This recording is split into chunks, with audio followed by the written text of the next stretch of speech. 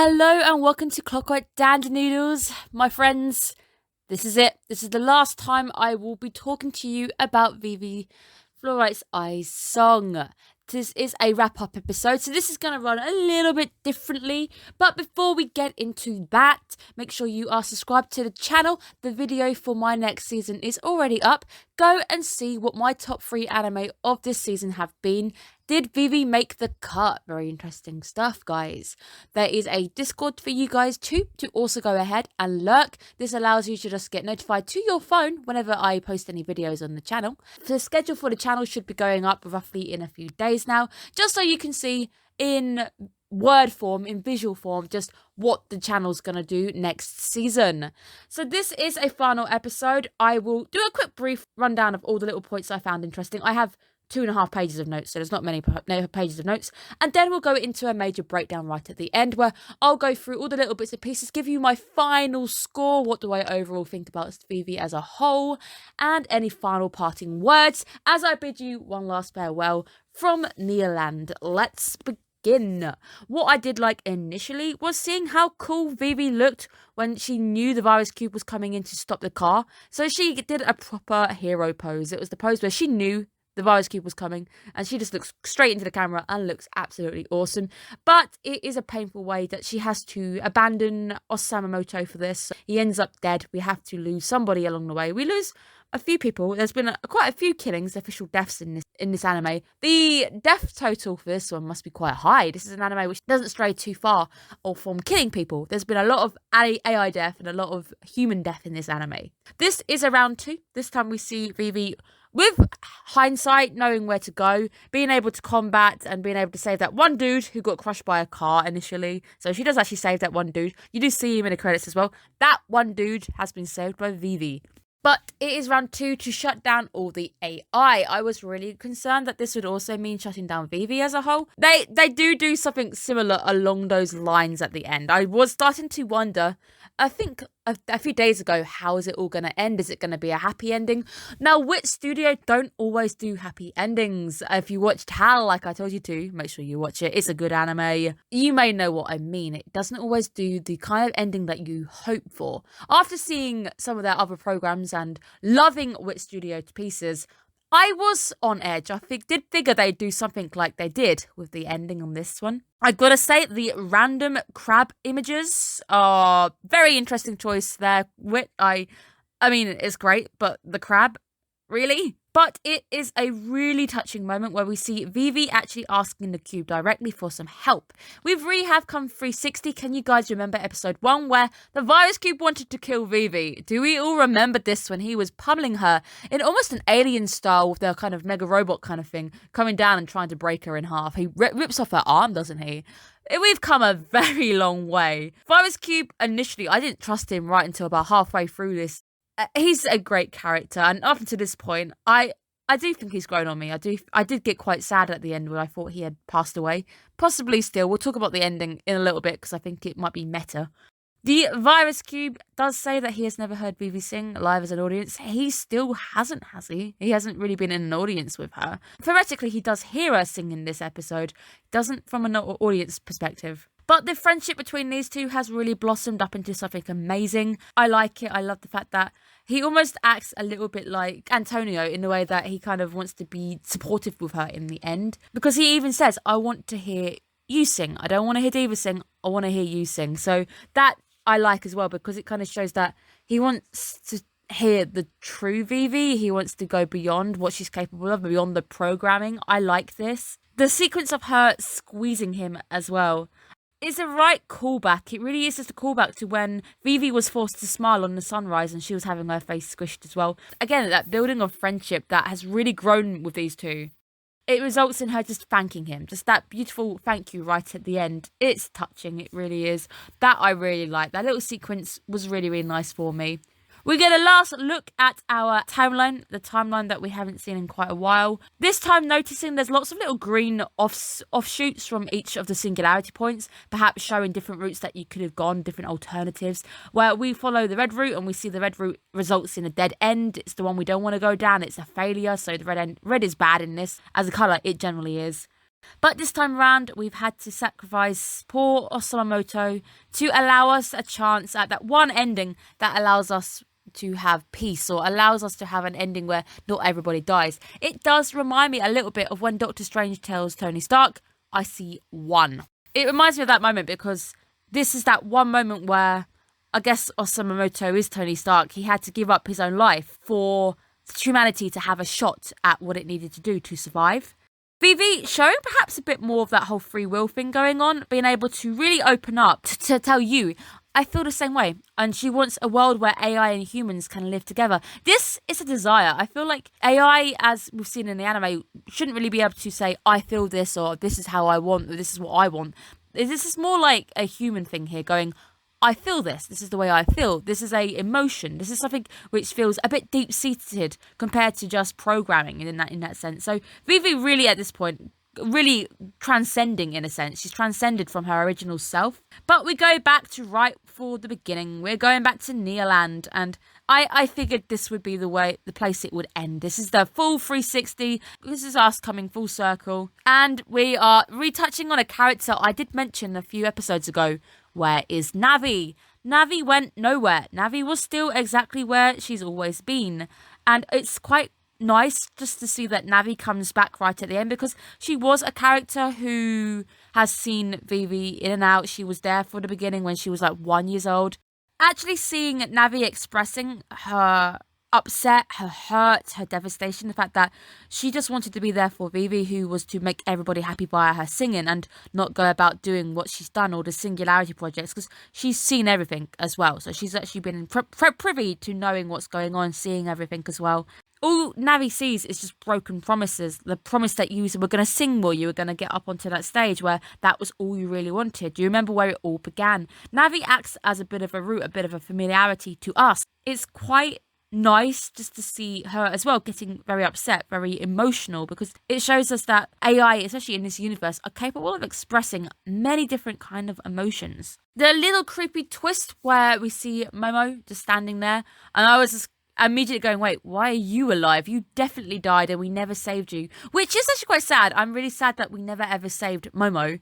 But this isn't a story where it's supposed to be all happy. And this is a Wit story. And Wit's very much like this with their stories. But it's Navi impersonating her, which felt a little bit of painful. It felt like a really painful reminder of what we lost. Navi really did just see Vivy as a friend. They were there together. They were supporting one another. Navi was that support AI that was the same again as Antonio, and a support AI who wanted to just see her fulfill that mission of making everybody happy.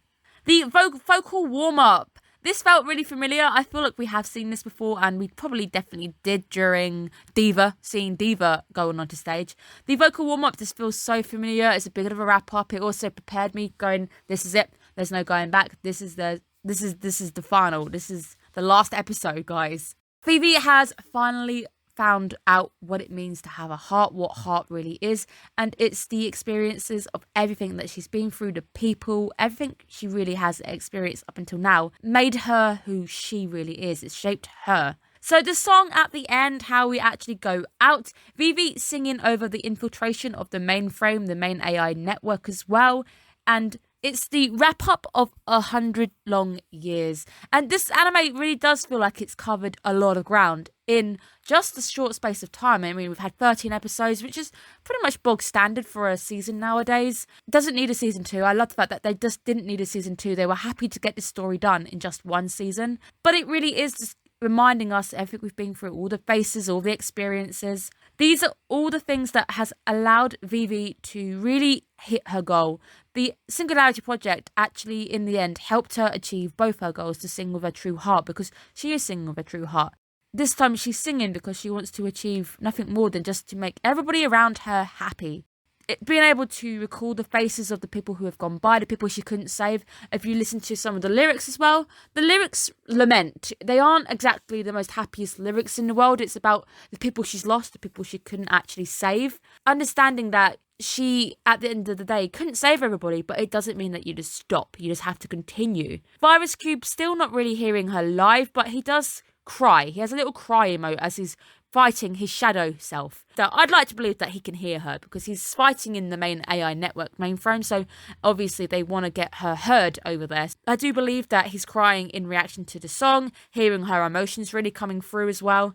The song, I believe, is called Fluorite's Eyes, which makes sense. But upon hearing the song, seeing that beautiful blue light surrounding everybody, all of the AI stop moving as we start to build up for the final climax. As we have our rogue satellite heading straight for Vivy, the virus cube making his ultimate sacrifice, really just sacrificing himself just to stop Vivy dying during her song, allowing her to be there. I guess that is his moment to see her as an audience member in a sense. Where the music finally cuts and it's silence, it's really jarring. The way they did that is very impactful.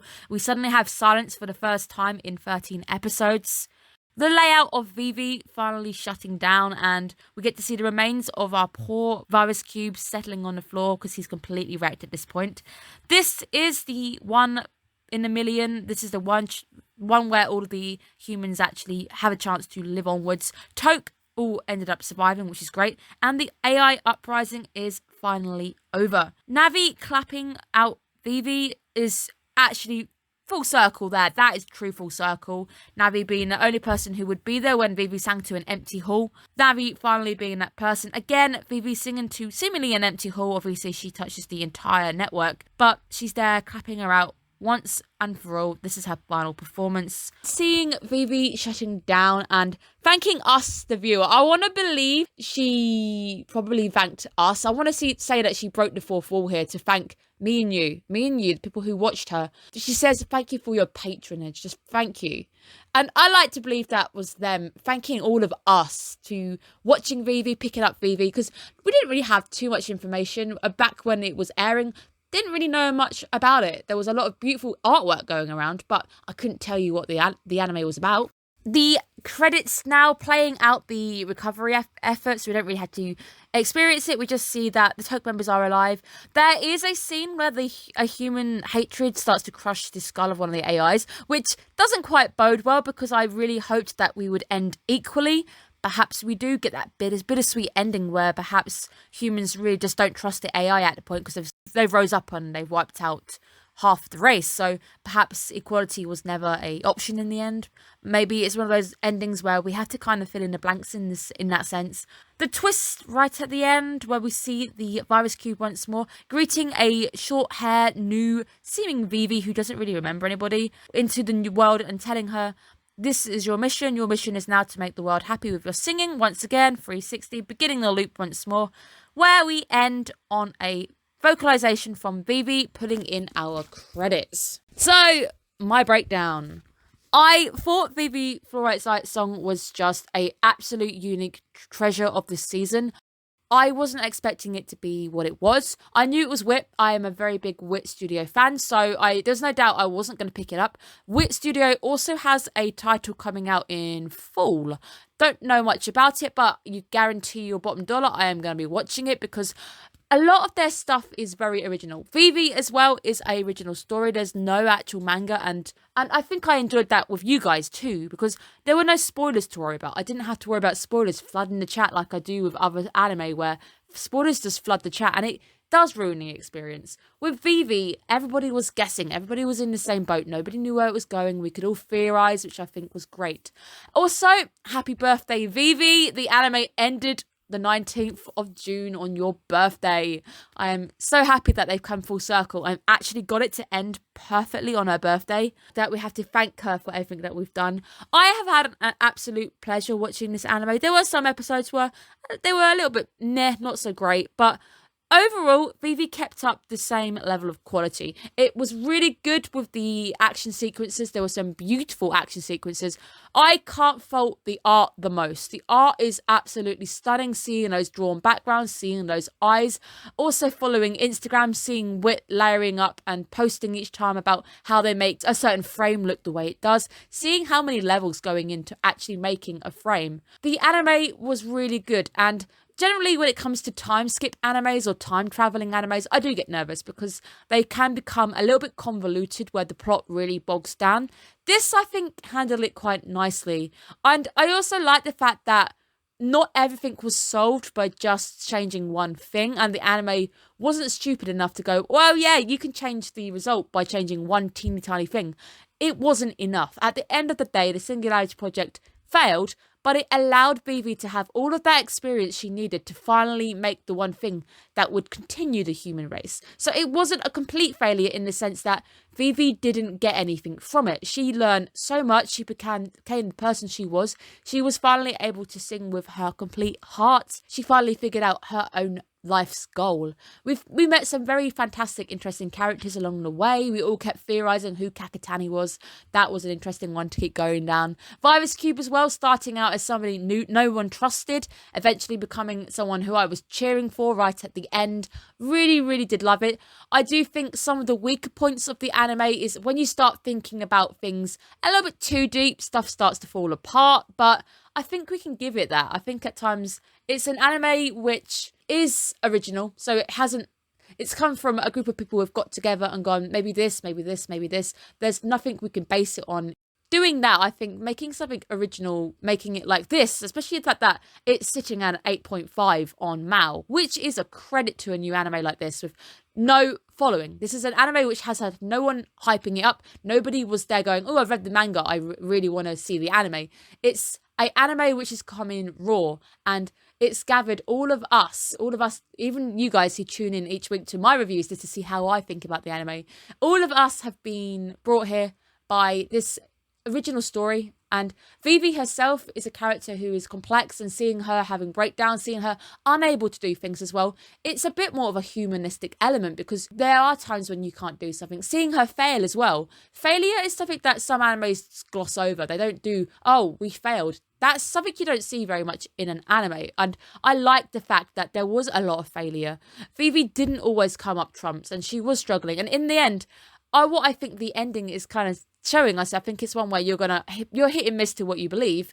I believe perhaps Vivy's core was still there, but obviously the mainframe was still there. She looks different. Perhaps this is a different personality inside the same body who has the same makeup, a bit similar to Diva in that sense that Vivy probably is dead, but Masamoto being there to greet her again. I like that as well, but we've only seen inside the AI archive, so we know the archive exists at the end, but I think it's one of those endings where you are open to interpretation. It could be the fact that they all died and the AI are now just here in an AI archive together, but we do see her looking out the window, looking at the people waiting for her, but whether these people are human or not, we are still in the archive. Perhaps in the negative sense, they both died, and they both now live within the AI archive. And maybe in the end, because we did see the humans, we only really see Beth at the end, perhaps they just have the humans on their own, not living with the AI. Perhaps that is an ending. I like the fact that the ending is open. So you guys may have a different theory on what you think the ending is. I'm going to mull over it, but I do think I like the idea of them both being now living in a new life inside the AI archive. And Vivy can't remember anything, so all of that's gone. So I'll give it some thought. I'm sure I'll come up with my own conclusions. Overall, so how am I going to rate it? I like Vivy. There are some points which were just a bit, okay, cool, this is happening now. There are some things I think it could have done better. I do believe that some of the characters could have been handled in a different way. Sometimes I did think it was rushing. It was a lot to cover in 13 episodes, so at times it did feel like some things were a bit rushed. I think the pacing felt better during the first half of the anime. I think we definitely had some good anime pacing, and then it started to speed up, and you could tell it was speeding up. So overall, I am giving it an 8.4. About an 8.4, so you can probably round it to 8.5, but I'm not going to 9. I don't think it's going to hit 9. It will go as a 9 on my anime list, just there's no in between. I'm going to put it as a 9 for now, because at the end of the day, it's an anime I kept thinking about. It's an anime that I think I really did enjoy at the end of the day. I really had fun watching it. It was great. It was a good experience. The first half was probably better than the second half. I really enjoyed the initial setup, the initial premise, the initial characters. I really liked that. But thank you guys, like Vivy as well. Thank you so much for every single person who has tuned in, watched, liked the video, even just not tuned in each week, nodded along going, cool, that's cool, and tuned out again. Thank you guys so much. Just the views, the likes, the comments, it really does mean a lot to me. I'm in a bit of a low place with the channel right now. The channel's not doing so good. So seeing the same names coming up actually makes me very happy, and I am so happy that there are people out there in this big world who do want to tune in to my little what the hell did I think about this episode. I think it's been amazing, and I really do thank you guys from the bottom of my heart, because the whole reason I started doing anime breakdowns was I wanted to find people like me who wanted to talk about anime. I don't really have any proper friends in the real world where I can talk anime to anybody. And there's times where you just want to gush about everything you've just seen on the screen. So you guys have become my friends in that sense, where I get to tell you guys what I thought about an anime that you guys also watched. Thank you guys so much, and I really hope I get to see you next season. There are 4 animes being broken down. Check out the video, just check out what they are, and you'll also be able to see what else is coming out this season and what were my top 3 anime of this season. Thank you guys so much, and take care of yourselves. Bye bye guys.